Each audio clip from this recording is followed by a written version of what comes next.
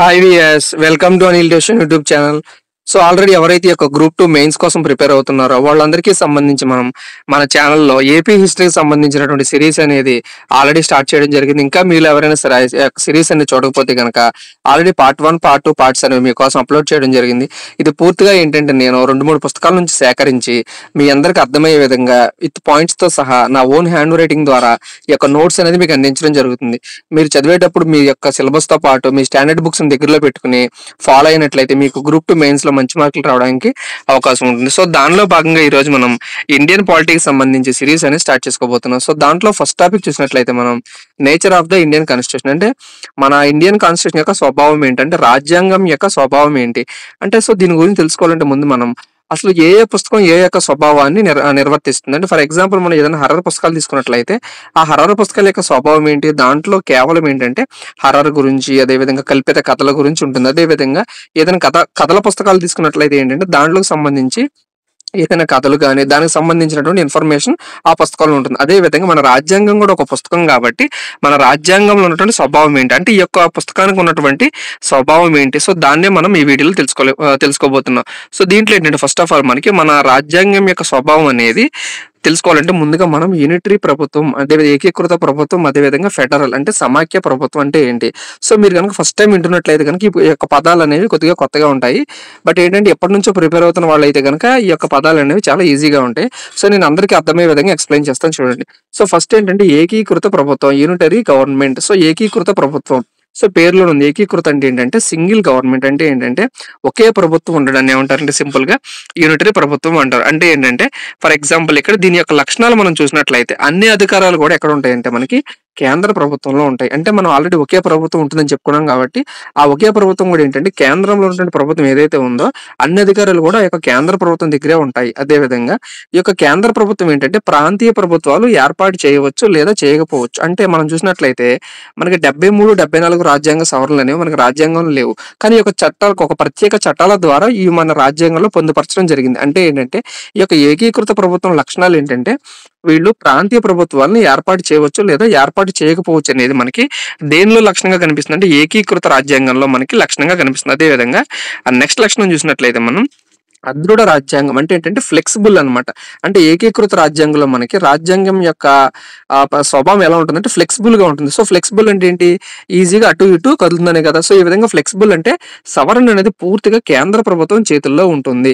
అంటే ఏంటంటే ఇక్కడ ఏదైనా ఒక చట్టాన్ని లేదా ఒక అంశాన్ని సవరించేటప్పుడు ఏంటంటే పూర్తిగా కేంద్ర ప్రభుత్వం కనుక రాష్ట్రాల ప్రమేయం లేకుండా ఈజీగా సవరించవచ్చు అన్నట్టు. ఫర్ ఎగ్జాంపుల్ మన ఆంధ్రప్రదేశ్ అదేవిధంగా తెలంగాణ తీసుకున్నట్లయితే 2014లో మన రాష్ట్రాల శాసనసభల యొక్క సమ్మతి లేకుండా ఏం చేశారు, మన ఆంధ్రప్రదేశ్ ని తెలంగాణ స్టేట్ నుంచి డివైడ్ చేస్తారు. అంటే ఇది పూర్తిగా ఎవరి పరిధిలో ఉంది, కేంద్ర ప్రభుత్వ పరిధిలో ఉన్న అంశం కాబట్టి ఈజీగా సపరేట్ చేయడం జరిగింది. అంటే ఏంటంటే ఇక్కడ ఫ్లెక్సిబుల్ అంటే కేంద్ర ప్రభుత్వానికి ఉన్నటువంటి రాజ్యాంగంలో ఫ్లెక్సిబిలిటీ ఉంది కాబట్టి సో ఆ విధంగా రాష్ట్రాల ఏర్పాటు అనేది క్విక్ గా చేయడం జరిగింది అనమాట.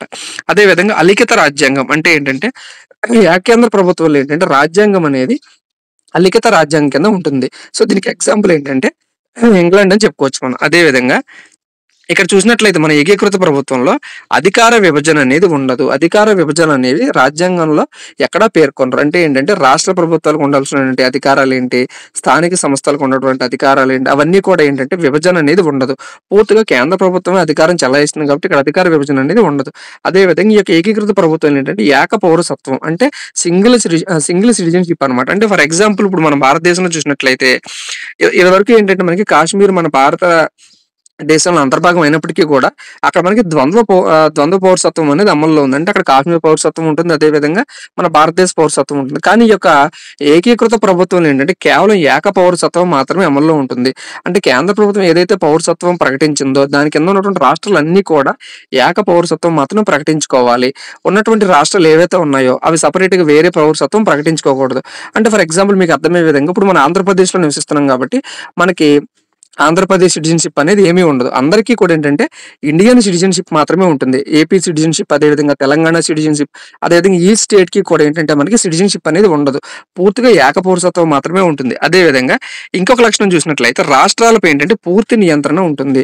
ఈ యొక్క ఏకీకృత రాజ్యాంగంలో ఏంటంటే మనకి రాష్ట్రాలపై పూర్తి నియంత్రణ. అంటే రాష్ట్రాలు ఏదైనా సరే ఒక పనిని ప్రవేశపెట్టాలన్నా, లేదా ఒక ప్రాజెక్ట్‌ని ప్రవేశపెట్టాలన్నా, లేదా వాళ్ళకి అనుకూలమైనటువంటి ఏదైనా సరే ఒక పథకాన్ని ప్రవేశపెట్టాలన్నా పూర్తిగా ఏంటంటే కేంద్ర ప్రభుత్వం యొక్క పరిమితులు లేదా కేంద్ర ప్రభుత్వం యొక్క సహకారం అనేది ఖచ్చితంగా కావాలి.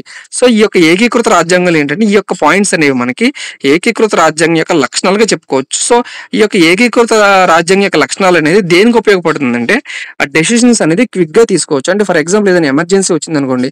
ఆ ఎమర్జెన్సీ వచ్చినప్పుడు ఏంటంటే ఎమర్జెన్సీగా డెసిషన్స్ తీసుకోవాలి కాబట్టి రాష్ట్రాల సపోర్ట్ తీసుకుని ఆ రాష్ట్రాలు శాసనసభలో ప్రకటించి వాళ్ళు మెజారిటీతో దాన్ని మళ్ళీ తీర్మానం రాష్ట్రపతికి పంపించి ఆ రాష్ట్రపతి నుంచి మరలా పార్లమెంట్‌కి పంపించి ఆ పార్లమెంట్ మరలా ఒక చట్టాన్ని తీసుకురావడం. సో ఈ విధంగా ఏంటంటే లెంతీ ప్రాసెస్ కాబట్టి ఎప్పుడైనా సరే ఎమర్జెన్సీస్ జరిగినప్పుడు ఏంటంటే డెసిషన్స్ అనేది క్విక్‌గా తీసుకోవడానికి మనకి ఈ యొక్క ఏకీకృత రాజ్యాంగం అనేది పూర్తిగా ఉపయోగపడుతుంది.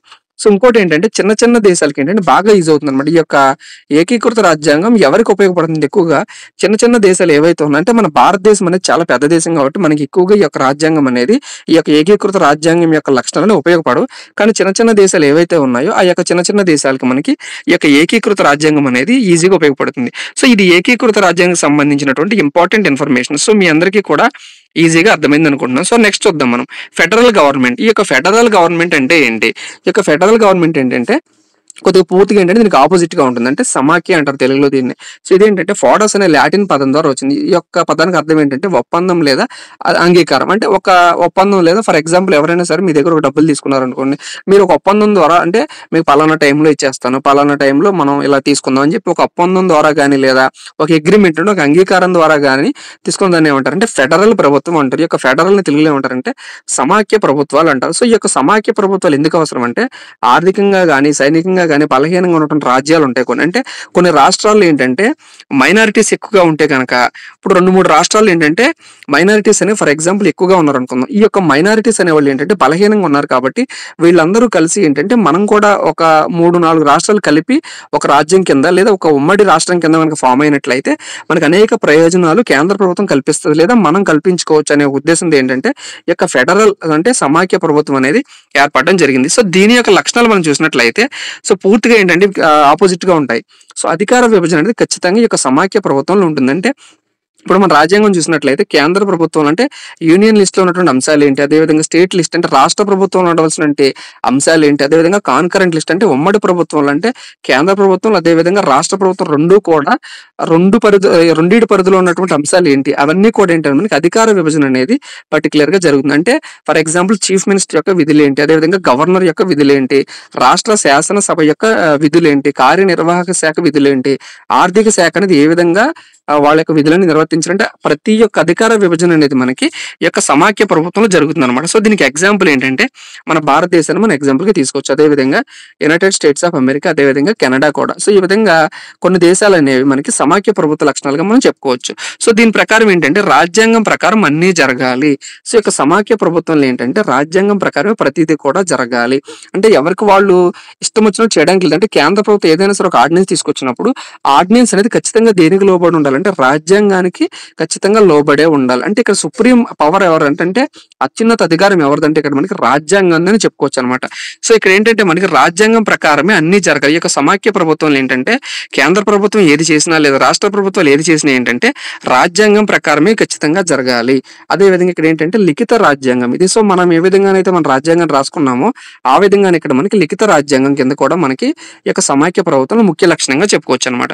అంటే ఏంటంటే వీటి యొక్క పరిధి అనేది స్పష్టంగా ఉంటుంది. అంటే కేంద్ర ప్రభుత్వం పరిధి ఏంటి, అదేవిధంగా రాష్ట్ర ప్రభుత్వం పరిధి ఏంటి అనేవి స్పష్టంగా రాజ్యాంగంలో పేర్కొనడం జరుగుతుంది. అంటే ఓవర్ రేట్ జరగకుండా అంటే ఫర్ ఎగ్జాంపుల్ కేంద్ర ప్రభుత్వం ఏదైనా స్కీమ్ తీసుకొచ్చింది, దీన్ని రాష్ట్ర ప్రభుత్వం అమలు చేయాలా లేదా రాష్ట్ర ప్రభుత్వం ఏదైనా సరే ఒక స్కీమ్ తీసుకొచ్చింది, ఈ యొక్క స్కీమ్ అనేది కేంద్ర ప్రభుత్వం ఏదైనా అడ్డు చెప్తుందా అంటే దేనికి సంబంధించి దానికి డివైడ్ చేస్తారు. అంటే కేంద్ర ప్రభుత్వం చేయాల్సిన అంశాలు ఏంటి, రాష్ట్ర ప్రభుత్వం చేయాల్సిన అంశాలు ఏంటి. సో ఈ విధంగా పరిధి అనేది స్పష్టంగా అక్కడ మనకి యొక్క సమాఖ్య ప్రభుత్వంలో మనకి స్పష్టంగా ఉండడం జరుగుతుంది. ఇంకోటి ఏంటంటే ఏంటంటే ఇక్కడ ఇది ఒక దృఢ రాజ్యాంగం అని చెప్పుకోవాలి. అంటే ఏంటంటే ఇది ఒక రిజిడ్ కాన్స్టిట్యూషన్. సో అక్కడ చూసినట్లయితే మనం ఏంటంటే ఫ్లెక్సిబుల్ గా ఉంటుందని చూసాం. అంటే అక్కడ మనకి కేంద్ర ప్రభుత్వంలో ఫ్లెక్సిబుల్ గా ఉంటుంది. అంటే కేంద్ర ప్రభుత్వం ఎలా కావాలంటే అలాగా ఆ విధంగా మన ఆంధ్రప్రదేశ్ తెలంగాణని కూడా డివైడ్ చేసి చూసుకుందాం. సో ఇక్కడ ఏంటంటే దృఢ రాజ్యాంగం అంటే ఏంటంటే ఇక్కడ ఖచ్చితంగా రాష్ట్రాలు కూడా ఒప్పుకోవాలంటే ఫర్ ఎగ్జాంపుల్ రాష్ట్రపతి ఎన్నిక చూసుకున్నట్లయితే మనం ఈ యొక్క రాష్ట్రపతి ఎన్నికలు ఏంటంటే మనకి రాష్ట్రాల భాగస్వామ్యం కూడా ఉంది. సో ఇప్పుడు ఫర్ ఎగ్జాంపుల్ కేంద్ర ప్రభుత్వం అలా కాకుండా ఆ రాష్ట్రపతిని కనుక మనం ఎన్నుకున్నట్లయితే మనం ఏ చట్టం చేసినా సరే రాష్ట్రపతి ఆమోద ముద్ర వేయాలి. కాబట్టి రాష్ట్రపతి ఎన్నిక నుంచి రాష్ట్రాలకు ఉన్నటువంటి ప్రాముఖ్యం తీసేద్దామని చెప్పి ఏదైనా సరే ఒక ఆర్డినెన్స్ తీసుకురావాలంటే అదంతా సులువు కాదు. ఎందుకంటే సో దాన్ని ఆ యొక్క అమెండ్మెంట్ ని కనుక ప్రకటించాలంటే రాష్ట్రాల సమ్మతి కూడా ఖచ్చితంగా ఉండాలి. అంటే రాజ్యసభలో ఉన్నటువంటి ఎవరైతే ఉన్నారో రాష్ట్రాలకు చెందిన వాళ్ళు కూడా ఒప్పుకోవాలన్నమాట. అంటే కొన్ని అంశాలు అనేవి మనకి దృఢ రాజ్యాంగం కింద చెప్పుకోవాలన్నమాట. అంటే ఆ అంశాలను సవరించాలంటే కేంద్ర ప్రభుత్వం ఒప్పుకోవాలి, అదేవిధంగా రాష్ట్ర ప్రభుత్వాలు కూడా ఒప్పుకోవాలి. సో ఈ విధంగా దీన్ని ఏమంటారంటే దృఢ రాజ్యాంగం చెప్పుకోవచ్చు. సో ఇక్కడ చూసాం ఆల్రెడీ 2 ప్రభుత్వాలు అనేవి ఉంటాయి. అంటే కేంద్ర ప్రభుత్వం ఉంటుంది, అదేవిధంగా రాష్ట్ర ప్రభుత్వం ఉంటుంది. అదేవిధంగా సమాఖ్య ప్రభుత్వాలు ఏంటంటే ద్విసభ విధానం అనేది ఖచ్చితంగా ఉంటుంది. అంటే లోక్సభ ఉంటుంది, రాజ్యసభ ఉంటుంది. ఈ యొక్క లోక్సభ అనేది మనకి రాజ్యసభలో ఏంటంటే ఎక్కువగా రాష్ట్రాలకు ప్రాతినిధ్యం ఉంటుంది. లోక్సభలో ఏంటంటే మనకి మిగతా ఏవైతే ఉన్న అంశాలు ఉన్నాయో అవన్నీ చట్టాలు చేసే అంశాలు అన్ని కూడా ఏంటంటే మనకి లోక్సభలో ఉంటాయి. సో రాష్ట్రాలకు సంబంధించినటువంటి అధికారాలన్నీ కూడా ఏంటంటే మనకి రాజ్యసభలో పొందుపరచడం జరుగుతుంది. అంటే ఈ విధంగా ద్విసభ విధానం యొక్క ముఖ్య లక్షణం కలిగిన ప్రభుత్వం ఏదంటే సమాఖ్య ప్రభుత్వం అనమాట. అదే విధంగా ఏంటంటే ఇక్కడ న్యాయశాఖ సుప్రీం అనమాట. అంటే న్యాయశాఖ అనేది ఈ యొక్క సమాఖ్య ప్రభుత్వంలో ఆ న్యాయశాఖ ఏం చేస్తుంది అంటే కేంద్ర ప్రభుత్వం ఏదైనా చట్టం చేసినా లేదా రాష్ట్ర ప్రభుత్వం ఏదైనా చట్టం చేసినా సో ఇప్పుడు మనం చూస్తూనే ఉంటాం. సో జనరల్ గా ఏంటంటే మనకి రీసెంట్ గా మనకి కేంద్ర ప్రభుత్వం ఏం చేసింది, ఎలక్షన్ కమిషనర్ బిల్లుకి సంబంధించినటువంటి ఒక అంశాన్ని ఏం చేసిందంటే కొత్తగా పార్లమెంట్ లో పాస్ చేసి అది తీసుకురావడం జరిగింది. సో దీనికి సంబంధించి ఇది అసలు కరెక్టా కాదా అనేది ఎవరు చూస్తారంటే న్యాయశాఖ చూస్తుంది అనమాట. అంటే జుడిషియల్ అనేది ఇక్కడ మనకి వెరీ ఇంపార్టెంట్ రోల్ అనమాట. అక్కడ ఏంటంటే మనకి ఏకీకృత ప్రభుత్వంలో రాజ్యాంగం పరిధికి లోబడి అక్కడ కేంద్ర ప్రభుత్వంలో మనకి ప్రభుత్వం అనేది వ్యవహరించాలి. బట్ ఇక్కడ సమాఖ్య ప్రభుత్వం ఏంటంటే న్యాయశాఖ పరిధికి ఖచ్చితంగా లోబడి ఉండాలి. అంటే కేంద్ర ప్రభుత్వం కానీ రాష్ట్ర ప్రభుత్వం కానీ ఏదైనా చట్టాలు చేసినప్పుడు అవి పూర్తిగా ఏంటంటే న్యాయశాఖ సమీక్షిస్తుంది. ఈ యొక్క న్యాయశాఖ సమీక్షించినప్పుడు ఇవి కనుక రాజ్యాంగ ఉల్లంఘన జరిగినట్లయితే ఏం చేస్తుందంటే కొట్టివారేస్తుంది. ఫర్ ఎగ్జాంపుల్ మనకి ఎలక్ట్రల్ బాండ్లకు సంబంధించి ఆల్రెడీ చూసాం. ఈ ఎలక్ట్రల్ బాండ్ స్కీమ్స్ అనేది మనకి కేంద్ర ప్రభుత్వం తీసుకొచ్చింది. ఇది ఏంటంటే రాజ్యాంగానికి లోబడి లేదు, దీంట్లో చాలా లోపాలు ఉన్నాయని చెప్పి మన న్యాయశాఖ ఏం చేసింది, దాన్ని కొట్టివేయడం జరిగింది. సో ఇది దేని లక్షణం కింద చెప్పుకోవచ్చు, మనం న్యాయశాఖ లక్షణం కింద మనం చెప్పుకోవచ్చు. అదే విధంగా ఇంకొక ఇంపార్టెంట్ ఏంటంటే ద్వంద్వ పౌరసత్వం. ఇక్కడ ఏంటంటే ద్వంద్వ పౌరసత్వం అనేది అమల్లో ఉంటుంది. ఇక సమాఖ్య ప్రభుత్వం ఏంటంటే మనకి ద్వంద్వ పౌరసత్వం. అంటే ఫర్ ఎగ్జాంపుల్ మనం అమెరికా తీసుకున్నట్లయితే అక్కడ ఏంటంటే వాళ్ళకి రాష్ట్రాలకి సపరేట్ గా పౌరసత్వం ఉంటుంది. అదే విధంగా అమెరికా దేశానికి సంబంధించినటువంటి పౌరసత్వం అంటే 2 పౌరసత్వాలు కూడా అక్కడ వారికి లభించడం జరుగుతుంది. సో ఈ విధంగా కేంద్ర ప్రభుత్వం అదే విధంగా సమాఖ్య ప్రభుత్వం సంబంధించినటువంటి ఇంపార్టెంట్ లక్షణాలు, అదేవిధంగా వీటి యొక్క స్వభావం. మరి మనం భారతదేశ రాజ్యాంగం యొక్క లక్షణం ఏంటి? సో మన భారతదేశ యొక్క రాజ్యాంగ లక్షణం చూసినట్లయితే మనం ఇది పూర్తిగా కేంద్ర ప్రభుత్వం కాదు, పూర్తిగా సమాఖ్య ప్రభుత్వం కూడా కాదు. సో దీన్ని ఏమంటారంటే అర్ధ సమాఖ్య, అంటే పాక్షిక సమాఖ్య అని చెప్పుకోవచ్చు. అంటే ఏంటంటే మనం తెలుగులో అంటూనే ఉంటాం, ఏమైనా ఉంటే అటు ఉండాలి లేకపోతే ఇటు ఉండాలి, మధ్యలో ఉండకూడదు. కానీ మన రాజ్యాంగం ఏంటంటే ఖచ్చితంగా మధ్యలో ఉంది అని చెప్పుకోవాలి. అంటే మీకు అర్థం కావడానికి అంటే అర్ధ సమాఖ్య అంటే ఏంటంటే ఇది క్వాసీ ఫెడరల్ అనమాట. అంటే కొన్ని సమయాలు ఏంటంటే ఇది కేంద్ర ప్రభుత్వం కింద యాక్ట్ చేస్తుంది, కొన్ని సమయాలు ఏంటంటే ఇది సమాఖ్య ప్రభుత్వం కింద కూడా యాక్ట్ చేస్తుంది. అంటే ఎమర్జెన్సీస్ వచ్చినప్పుడు ఏం చేస్తుంది, ఇది పూర్తిగా రాష్ట్రాల ప్రభుత్వం ప్రమేయం లేకుండా ఏంటంటే ఎమర్జెన్సీని డిక్లేర్ చేయవచ్చు. అదేవిధంగా రాష్ట్రాలు ఏర్పాటు చేయవలసి వచ్చినప్పుడు వాటంతటా కేంద్ర ప్రభుత్వం తనంతటా తానుగా డిక్లేర్ చేయొచ్చు. కానీ కొన్ని అంశాల్లో మట్టి ఖచ్చితంగా రాష్ట్రాల పర్మిషన్ అనేది తీసుకోవాలి. సో ఈ విధంగా ఏంటంటే మన యొక్క భారత రాజ్యాంగాన్ని మనం దేంతో పోల్చొచ్చు అంటే అర్ధ సమాఖ్య కలిగినటువంటి లక్షణాలతో పోల్చొచ్చు అనమాట. అంటే మన భారత రాజ్యాంగం యొక్క స్వభావం ఏంటంటే అర్ధ సమాఖ్యకు సంబంధించినటువంటి స్వభావం అనమాట. సో దీనికి సంబంధించి కాన్సెప్ట్ చదివాం కదా ఇప్పుడు మనం.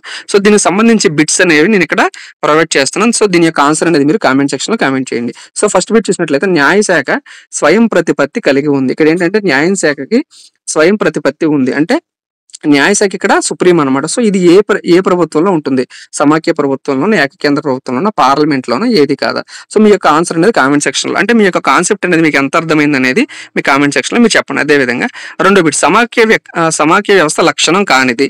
అంటే సమాఖ్య వ్యవస్థ లక్షణం కానిది ఏది? లిఖిత రాజ్యాంగమా, అదే విధంగా దృఢ రాజ్యాంగమా, న్యాయశాఖ ఆధిక్యత ఉంటుందా, శాసనశాఖ ఆధిక్యత ఉంటుందా? సో దీన్ని కూడా మీరు కామెంట్ సెక్షన్ లో కామెంట్ చేయండి. నెక్స్ట్ ఏకకేంద్ర ప్రభుత్వంలో తప్పనిసరి ఏది? లిఖిత రాజ్యాంగమా, దృఢ రాజ్యాంగమా, రాజ్యాంగమా, అధికార విభజన ఖచ్చితంగా ఉండాలి, ఏది కాదా? సో ఇది కూడా మీరు కింద కామెంట్ చేయండి. ఎందుకంటే మనం పాలిటీని చదివేటప్పుడు ఏదైతే కాన్సెప్ట్ అనేది నేర్చుకున్నామో దానికి సంబంధించి అప్పుడే కనుక మనం బిట్స్ ప్రాక్టీస్ చేసినట్లయితే ఆ యొక్క కాన్సెప్ట్ అనేది మనకి ఎగ్జామ్కి వెళ్ళేంత వరకు కూడా 100% గుర్తుంటుంది. కాబట్టి ఆ విధంగానే నేను మీకు క్లాసెస్ అనేవి అందించడం జరుగుతుంది. సో నెక్స్ట్ ద్వంద్వ ప్రభుత్వం దేనిలో ఉంటుంది? ఏకేంద్ర ప్రభుత్వంలోనా, సమాఖ్య ప్రభుత్వంలోనా, అర్ధ సమాఖ్యలోనా, ప్రజాస్వామ్యంలోనా? సో ఇది కూడా very very important bit. So ఈ బిట్ని కూడా మీరు ఆన్సర్ అనేది కామెంట్ సెక్షన్ లో కామెంట్ చేయండి. సో నెక్స్ట్ ఏంటంటే మనకి ఈ యొక్క nature of the Indian constitution అయిపోయిన తర్వాత కాన్స్టిట్యూషనల్ డెవలప్మెంట్ అనేది ఏ విధంగా జరిగింది అంటే ఈస్ట్ ఇండియా కంపెనీ యొక్క స్వభావం ఏంటి, ఆ యొక్క ఈస్ట్ ఇండియా కంపెనీ అనేది ఏ విధంగా వచ్చింది, ఆ ఈస్ట్ ఇండియా కంపెనీ వచ్చిన తర్వాత రెగ్యులేటింగ్ యాక్ట్స్ అనేవి ఏ విధంగా వచ్చాయి, అసలు ఆ రెగ్యులేటింగ్ యాక్ట్స్ అంటే ఏంటి, వాళ్ళకి మన భారతదేశంలో ఏ రాజులు పర్మిషన్ ఇచ్చారు, అన్ని అంశాలు కూడా నేను సెకండ్ వీడియోలో ఎక్స్ప్లెయిన్ చేయడం జరుగుతుంది. సో ఈ వీడియో నచ్చితే కనుక ఖచ్చితంగా మీ ఫ్రెండ్స్ అందరికీ కూడా షేర్ చేయండి. ఫైనల్గా మన ఛానల్ని సబ్స్క్రైబ్ చేసుకోండి. Thank you.